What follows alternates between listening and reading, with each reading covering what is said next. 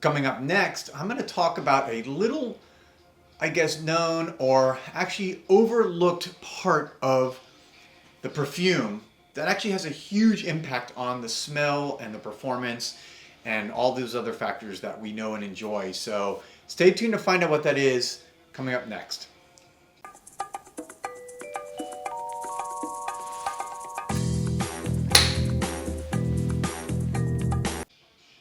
Welcome back, everybody, to Joel the Nose. And again, coming to you live, well, not live, but from West Hollywood in LA, just off the Sunset Strip, Melrose, right in the heart, in the thick of things.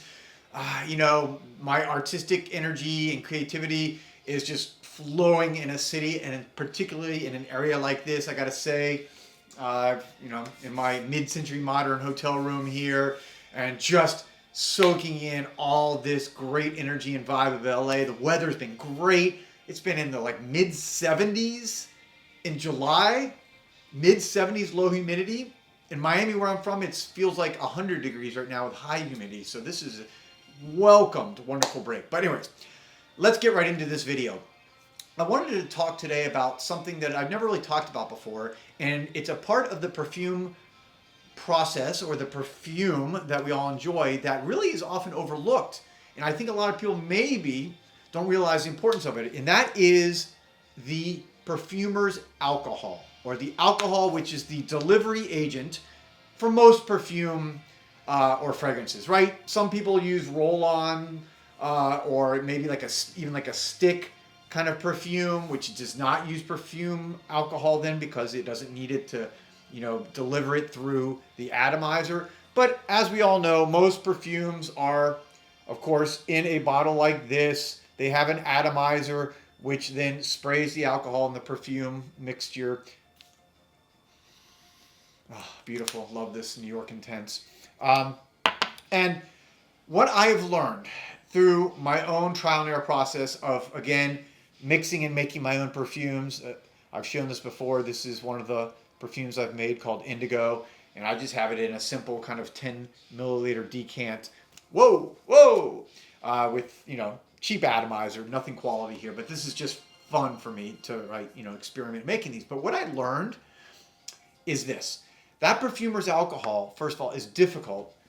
You have to find it on the internet if you're not a professional perfumer, and there's a lot of really cheap ones, and you got to watch out because some of them are just essentially like rubbing alcohol, and that has a real effect, right? It doesn't, when the perfume is mixing then with all your notes and all the materials that you put in, all the wonderful, components, the elements that give you the smell, if you don't have a high quality alcohol, considering I talked about this before, a lot of times the alcohol is going to be 90, 85, 80%, 75% of the bottle, of the juice, depending on, the concentration of the parfum, the eau de parfum, or whatever it is. Like an eau de cologne, for example, an eau de toilette is going to be mostly alcohol. So if you don't have a high quality alcohol, you could have the best ingredients in the world. You could have organic oud, from Cambodia. You could have Haitian vetiver.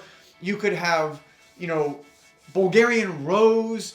You could have, Calabrian bergamot from Italy.